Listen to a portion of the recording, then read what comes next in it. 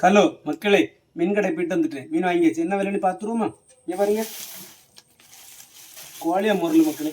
பார்த்தீங்களா, பெரிய கோழியா முரல் பார்த்தீங்களா? 180 ரூபா, 200 சொன்னாங்க. 180 ரூபா வாங்கிட்டு வந்தேன். ஆனால் ஃப்ரெஷ் மீன். ஓகே மக்களே, இது ஃப்ரெஷ்ஷாக இருக்குது. சூப்பர் மீன். ஓகேவா, நல்ல ஃப்ரெஷ் மீன். ஓகேவா.